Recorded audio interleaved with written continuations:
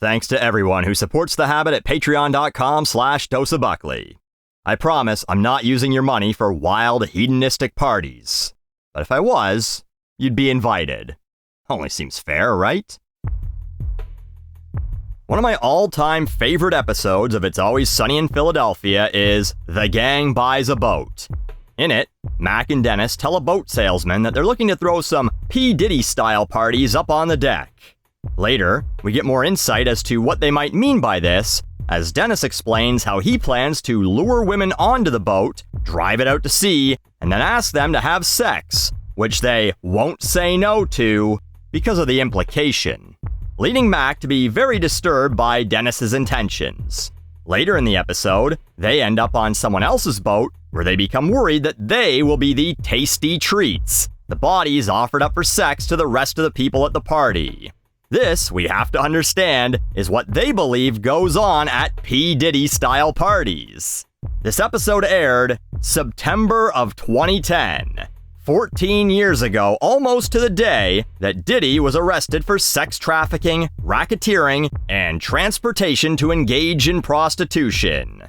Sean Combs, aka Puffy, aka Puff Daddy, aka P. Diddy, was sent to jail where his lawyers suggested a bail of $50 million. And the judge said, nah, he's too big a flight risk.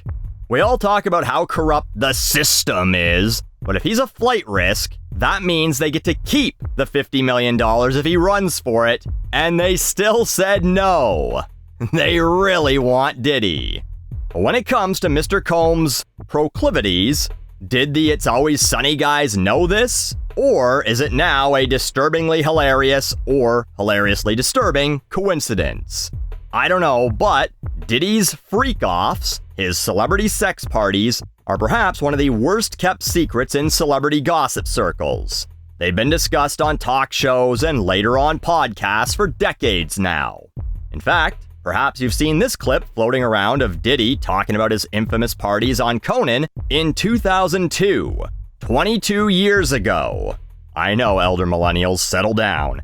I'll let him explain what you need for a good party. We need alcohols. Right. Alcohols. Right. Not just one alcohol. Alcohols. Right, just Plurals. different blend. You need Blends. the ladies, you need the booze. You need some water. For watering plants? No. What? No, I don't know if guys have noticed this, like a lot of ladies drink water at parties. They Right. just, so you have, if you don't have what they need, they're gonna leave. Right. Gotta right. keep them there. Right. You need locks on the doors. Okay, this is sounding kind of dangerous now. It's a little kinky, but Yeah. rock with me, but just Right. check it out. You need a lot of heat. A lot of heat. Yeah. Heat. You mean that physically the place has to be hot? You don't have no air conditioning. No air conditioning. No. Why is that? Heat affects the alcohol, and it also affects, like, everybody gets a little bit more comfortable and loose. Builds up a nice little sweat. So you need to get them drunk, lock them in, and then turn the heat up so the alcohol runs through their body quicker. I believe it was Maya Angelou who once said, when someone shows you who they are, believe them the first time. Well, that old bitch was probably just jealous she never got an invite to the party. So then, another clip starts making the rounds. This one's of his old pal Ashton Kutcher. Remember who else Ashton Kutcher was good friends with? Convicted rapist Danny Masterson. Well, surely a man wouldn't accidentally be friends with two rapists, would he? He appeared on Hot Ones in 2019 and was asked about Diddy's legendary parties. Diddy party stories, they're our favorite genre of anecdote, if you have one, yeah. Wow, okay, I've got a lot I can't tell. So, I can't tell that one either. I mean, I'm like actually cycling through them. So to be clear, the man who had no issue with telling everyone he still supported his friend after he was convicted for rape has several stories he can't tell on a YouTube show where you eat chicken wings. What are those stories?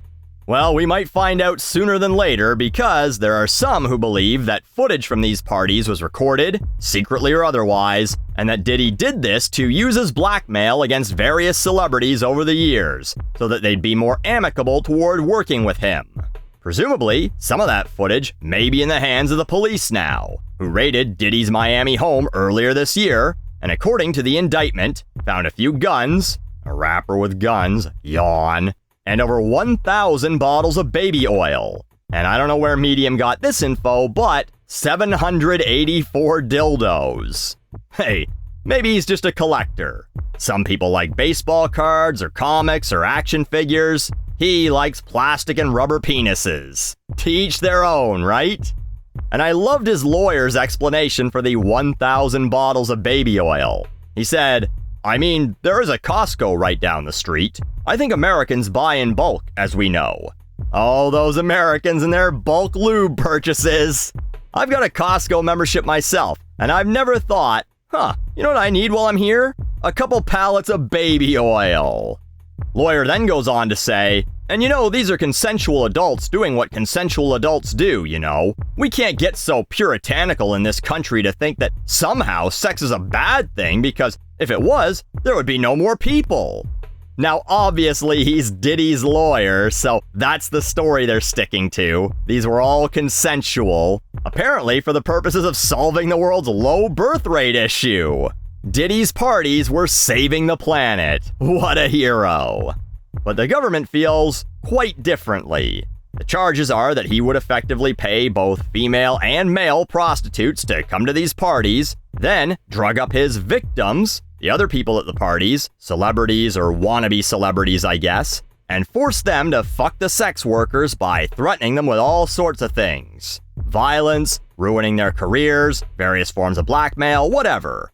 This, along with all the other allegations, numerous women and men have come forward over the last several years saying that they were coerced into doing things they didn't want to do, some of them well underage, and the actual footage of him beating his ex-girlfriend, Cassie Ventura, in a hotel, showing us that he is quite capable of violence towards women.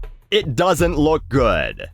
Listen, I know a lot of people like to immediately jump to the whole, they just want his money. They're all liars. People lie all the time to ruin men's careers thing. But guys, you think that's what happened here?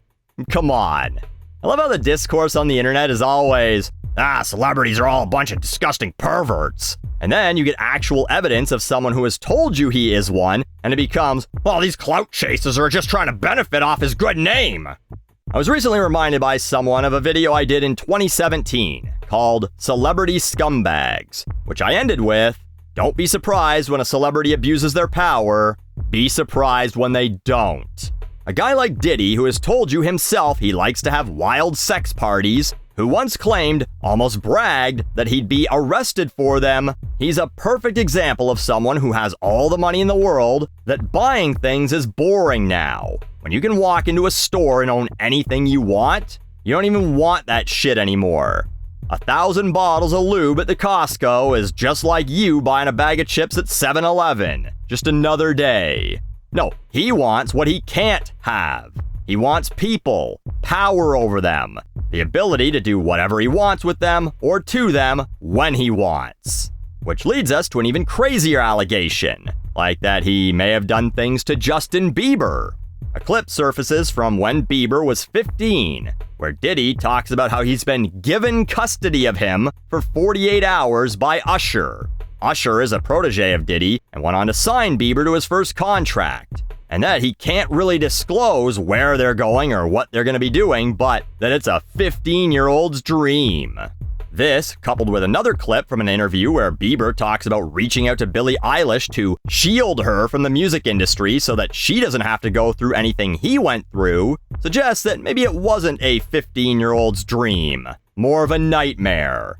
Diddy doing the worst episode of Travel Man ever, 48 Hours in Bieber. Usher, by the way, after Diddy's arrest, deleted his entire Twitter account, and then claimed he was hacked. Ah yes, that classic hacker move where they delete all your tweets so the general public can't find all the ones where you praise your sexual deviant mentor. Oh man, why are these hackers always so damn helpful? Anyway, my favorite part about this story is the morbid nature of humans. A week after the arrest, it was reported that Diddy streams went up 18%. At 9.8 million monthly listeners on Spotify, that could be as many as 1.7 million people who went, oh, what's this? P. Diddy's a rapist who blackmailed celebrities into fucking prostitutes for his own strange pleasure and may have sodomized a young Justin Bieber? Huh, that gives me a hankering to go listen to all about the Benjamins. It's not as weird as having 1,000 bottles of baby oil and 780 some dildos in your house, but that's a weird impulse to have. Anyway, Diddy, I hope you get to still have your freak-offs in jail.